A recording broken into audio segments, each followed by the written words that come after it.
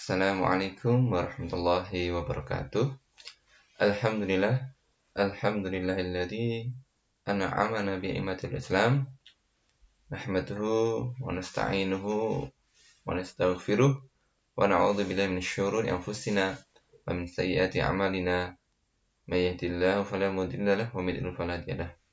Asyhadu an la ilaha illallah la syarika lahu wa asyhadu anna Muhammadan abduhu wa rasuluh. Allahumma shalli wa sallim wa barik ala sayyidina Muhammad wa ala alihi wa ashabihi ajma'in. Amma ba'd. Baik anak-anak semuanya rahimakumullah. Allah Subhanahu wa taala menciptakan manusia sebagai makhluk yang mulia.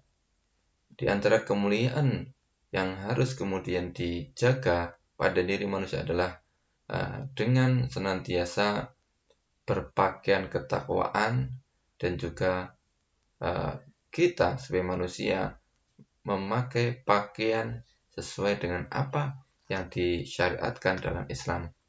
Maka saat ini kita masih melanjutkan di bab ketiga, yaitu berpakaian. Ada berpakaian menurut syariat Islam. Baik anak rahimakumullah,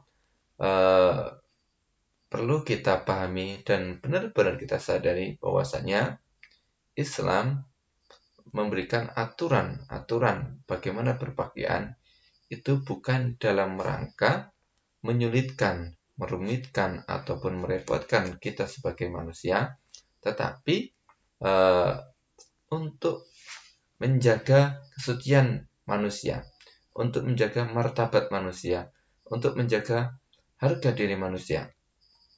Karena pada dasarnya syariat Islam itu tidak memberatkan. Pada dasarnya syariat Islam itu tidak membuat umatnya itu menjadi kesulitan, sebagaimana yang disabdakan Rasulullah, wa ma ja'ala fid dini min haraj, ya, wa ma ja'ala fid dini min haraj. Jadi tidaklah Allah menjadikan suatu hal dalam agama itu sesuatu yang menyulitkan. Jadi tidak menyulitkan. Itu ya firman Allah bahwasanya Islam ya dan aturan-aturan atau syariat Islam itu tidak ingin menyulitkan manusia, tetapi sebenarnya punya tujuan, yaitu apa? Walaki yuridu litahhirakum, tapi Allah menghendaki untuk litahhirakum. Tahhara itu hiru adalah untuk mensucikan, ya. Untuk mensucikan seorang hamba yang berpakaian dengan cara Islam itu, dan juga untuk menyucikan hati dan pikiran orang yang melihat, ya. Orang yang melihat seseorang yang mana berpakaian secara Islami. Coba ketika ada seseorang yang berpakaian di luar dari aturan syariat Islam, ya kan?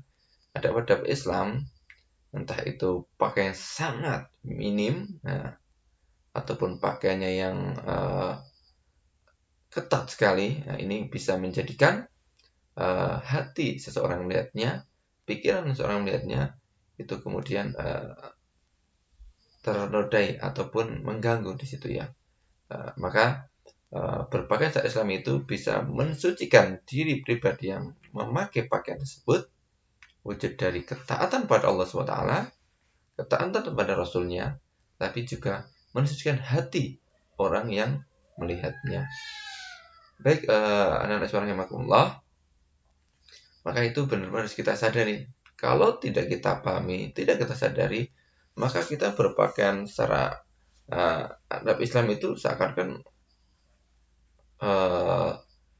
mengekang atau menutup untuk berekspresi, atau menutup untuk kemudian berkreativitas. Nah, ini kalau kemudian tidak didasari dengan kesadaran atau kepahaman mengapa syariat Islam memberikan aturan tersebut bagi umatnya. Nah, rahimakumullah, kita lanjutkan di pagi hari ini, yaitu tentang adab berpakaian. Nah, ini tentang adabnya. Nah, ada beberapa hal yang harus kita perhatikan terhadap pakaian yang kita kenakan. Nah, yang pertama, ini menjadi batasan yang menjadi satu hal yang harus kita perhatikan adalah, yang pertama adalah pakaian menutup aurat. Di sini, ya, pakaian harus menutup aurat. Itu yang pertama. Nah, sebagaimana kita ketahui kemarin ya, kalau perempuan itu ya seluruh anggota tubuh ya, kecuali yang kita ikuti kan, kecuali apa? Wajah dan telapak tangan. Nah, maka bagi yang putri, bagi yang putri ini saat ini di rumah ya, mencoba dan berusaha kemanapun berada ya ketika keluar dari rumah tentunya ya, keluar dari rumah maka yang namanya jilbab itu harus dipakai, perlu pakai deker untuk tangan ini ya, sehingga apa tidak terlihat gitu ya, rapi. Kemudian pakaian-pakaian yang panjang gitu ya. Baik anak-anak Allah, kalau yang ikhwan, yang putra ya dengan berpakaian ya celana panjang, pakaian pakai kaos atau pakai kemeja yang jelas yang sopan. Nah, yang pertama jelas harus menutup aurat, itu menjadi pertama. Nah, ada beberapa hal yang harus diperhatikan dalam berpakaian yang sudah menutup aurat ya. Itu apa? Ya, ada sebagian saudara kita yang belum memperhatikan hal-hal itu. Ya, yang pertama adalah pakaiannya longgar. Nih, yang pertama longgar. Jadi bukan sekedar pakaian itu menutup aurat dari atas, kemudian putri sampai bawah, tetapi bagaimana pakaian itu adalah longgar. Ini khususnya yang putri ya. Terlebih yang putri, bukan hanya yang putri, yang putra juga. Yang putra juga biasanya kan pakaian-pakaian olahraga ya. Olahraga. Makanya kan memang olahraga untuk yang putri kurang leluasa ya, tetapi pakaiannya itu ya tidak ketat ya. Dalam artian tidak ketat. Ini kan dimaksud dengan longgar. Itu kan berarti pakaiannya tidak ketat ya, longgar. Itu. Kemudian yang kedua, kainnya cukup tebal sehingga tidak dapat diterawang nih ya.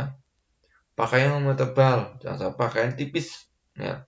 Menutup aurat tetapi pakaiannya warnanya adalah warna kulit gitu ya. Terus itu juga tipis atau pakaian yang dianjurkan Rasul sudah ya, yaitu pakaian yang putih tetapi tipis. Nah, makanya ini pakaian harus tebal gitu ya. Kemudian sehingga tidak dapat diterawang. Ya.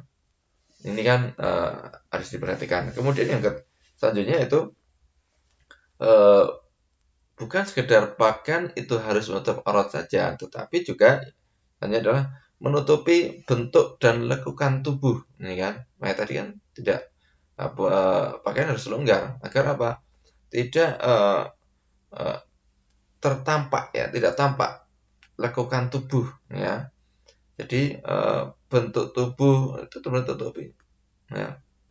Jadi kalau kemudian lekukan tubuh gitu ya dari atas sampai bawah karena ketat ini suatu hal yang tentunya sebagai muslimah ya, apalagi saya muslimah dan kalian saat ini sudah di SMA IT Islam Fikri, maka harus benar-benar memperhatikan ya, yang putri sudah balik ya, sudah dewasa, yang putra itu juga sudah balik, maka pakaian ini harus diperhatikan ya. Yang putra ada olahraga ya, celana ketat atau celana yang pendek. Nah, kemudian adalah menutupi batasan auratnya tadi ya, batasan auratnya harus kemudian terpenuhi batasan-batasannya. Nah, makanya ini masuk bagian masih yang pertama ya. Ada berpakaian yang pertama itu pakaian harus menutup aurat, dan dalam menutup aurat ini ada beberapa hal tadi ya. Harus longgar, kainnya cukup tebal, kemudian menutupi bentuk dan lekukan tubuh, dan selanjutnya adalah menutupi batasan aurat yang telah ditentukan dalam Islam. Nah, ada hadis dari Rasulullah SAW ya.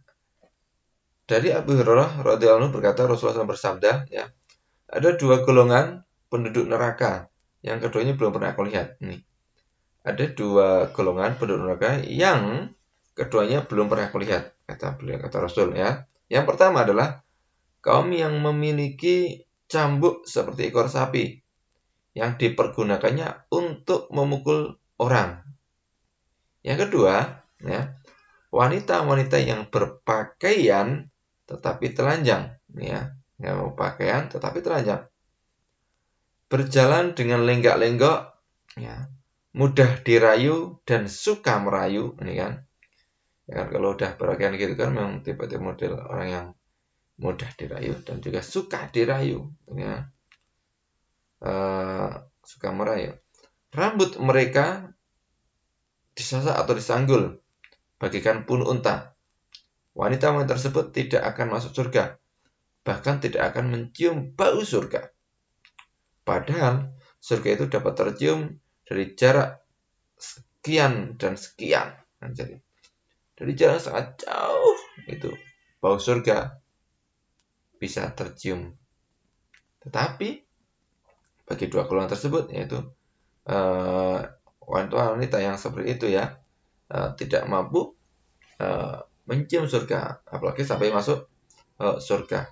Nah ini anak-anak rahimahullah, terkhusus yang biasa dijumpai di masyarakat itu yang adalah putri ya atau akhwat, maka benar harus memperhatikan bagaimana berpakaian. Jangan merasa terpaksa, jangan merasa kemudian terbebani, tetapi harus benar-benar dipahami dan yakini bahwasanya hal ini adalah dalam rangka mengangkat derajat dan martabat manusia sebagai seorang putri, seorang akhwat. Nah, bukan berarti makanya syarat tadi ya bukan kemudian untuk merendahkan wanita, tetapi justru untuk mengangkat harkat martabat wanita. Sehingga ketika Islam dituduh diskriminasi terhadap wanita karena harus berpakaian yang bla bla bla bla, sehingga menyedihkan gitu ya bagi wanita, sehingga merasa ada diskriminasi. Tapi kalau benar kita sadari, kita pahami buat apa sih dan untuk siapa kebaikan ketika berpakaian secara Islami itu. Tentunya kan untuk diri sendiri, untuk harga dirinya, martabatnya, kewibawaannya. Nah, artinya syariat Islam itu untuk kebaikan diri kita sendiri. Maksudnya akhwat ya, yang karena akhwat ini yang ada satu dua anak yang kemudian saat di rumah itu udah lepas jilbab, bahkan mereka merasa merepotkan, menyulitkan, ya, tidak leluasa dan macamnya. Nah, tetapi itu perlu kepahaman dan kesadaran. Yang kedua, ya, ada berpakaian dalam Islam. Pakaian harus bersih dari kotoran. Nih, pakaiannya terus bersih, ya, jangan sampai kemudian pakaian kotor. Ya, bersih dari kotoran, suci dari najis. Ya, bersih dari kotoran artinya warnanya bersih, ya kan? Warna bersih. Kemudian jika suci dari najis. Nah, suci dari najis gimana? Secara hukum jangan sampai tampaknya bersih tapi tidak suci dari najis, gitu. Kemudian masih layak untuk dipakai, ya kan? Masih layak untuk dipakai. Layak itu ya masih baiklah, ya. Bukan berarti kemudian hidup apa adanya, namanya ya, artinya apa adanya itu ya apa yang kemudian Allah berikan kepada hambanya ini ya dipakai dengan sebaik-baiknya, ya, yang bersih, yang suci dan layak. Ya, jangan sampai pakaian apa adanya itu kemudian yang merendahkan dirinya dari berpakaian yang ia kenakan itu. Nah, firman Allah SWT dalam surah Mudatsir, wasiyabaka fatahhir, wasiyabaka fatahhir, dan bersihkanlah pakaianmu. Siapun kan pakaian, dan terhadap pakaianmu itu fatahhir, maka bersihkanlah gitu. Lalu di ini kan berkata ya, wasiyabaka, dan pada pakaianmu, ya kan, fatahhir, maka bersihkanlah atau sucikanlah. Maka di sini bagiannya itu bersih dan suci gitu ya. Kemudian juga kenapa pakaian kita harus pakaian yang layak? Nah, itu pakaian yang baik lah. Ya, pakaian yang baik. Karena Ini bagian dari kesyukuran kita bersyukur pada Allah. Ya, wujud syukur kita pada Allah yaitu dengan cara berpakaian yang layak, yang baik.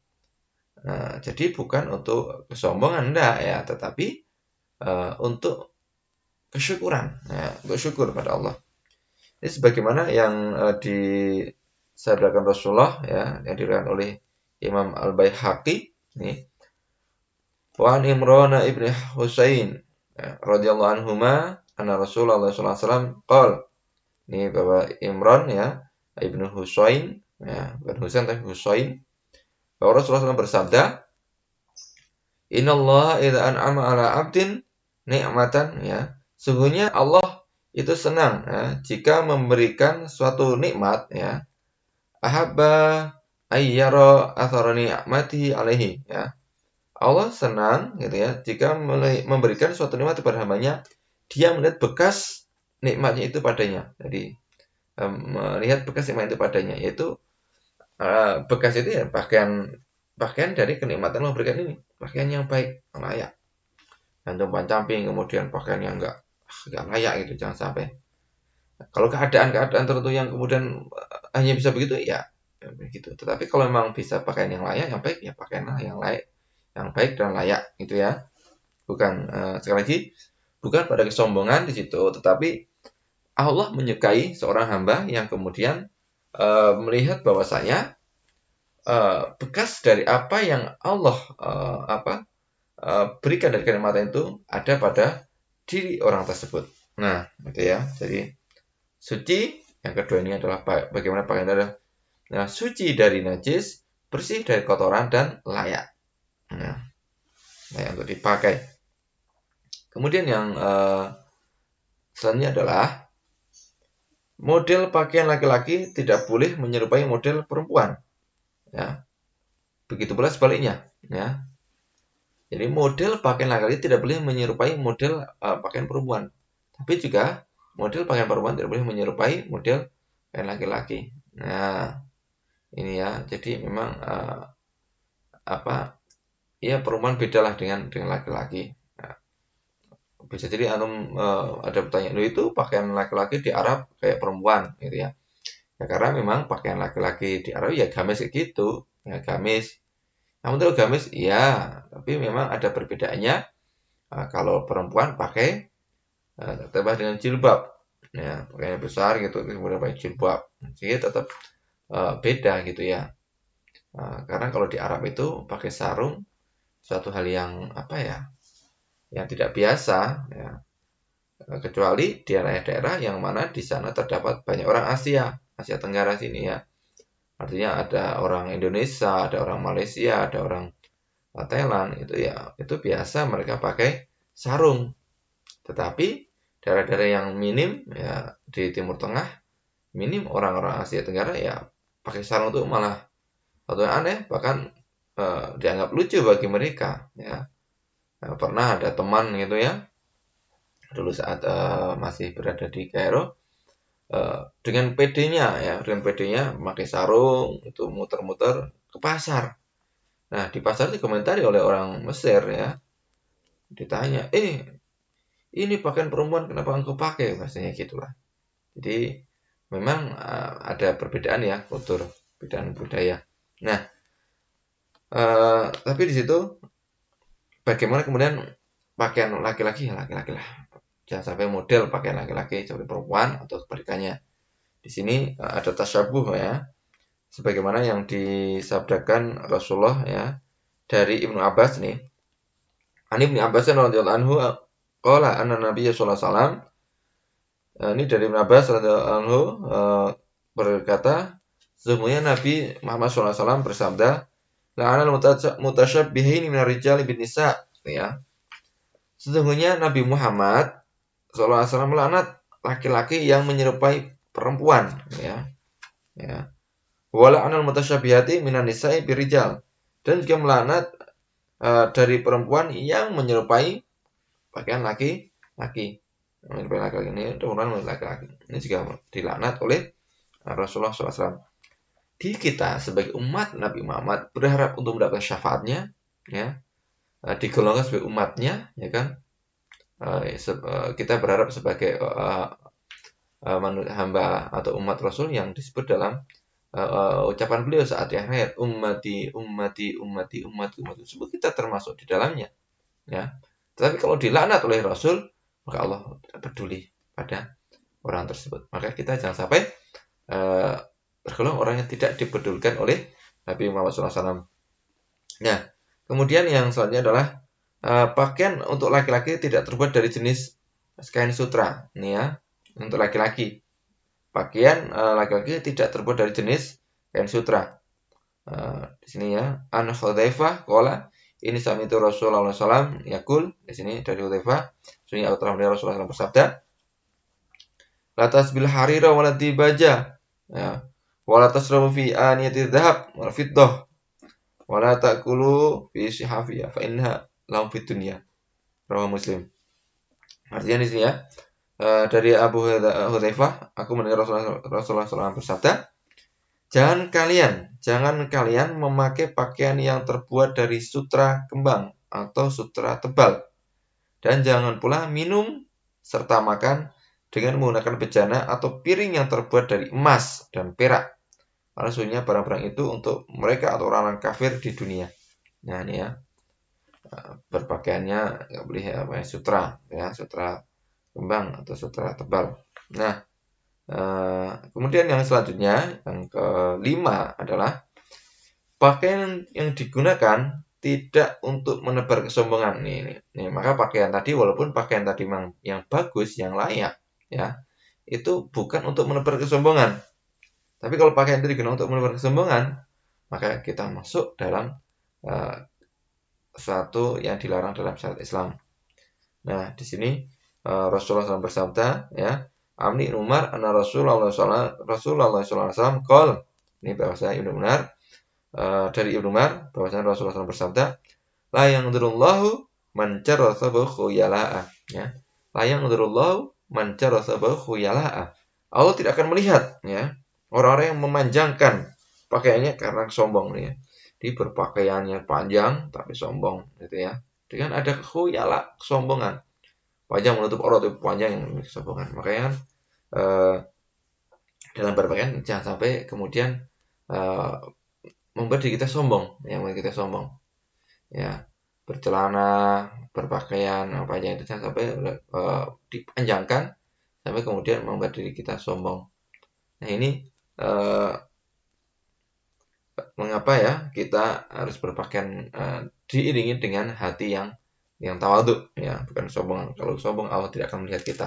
Kalau Allah tidak melihat berarti Allah tidak peduli. Ya, Allah tidak melihat, tidak mau melihat berarti Allah tidak meridhai. Ya, sebagaimana diri antum kalau benci dari seseorang aja melihat aja kan nggak mau, ya kan?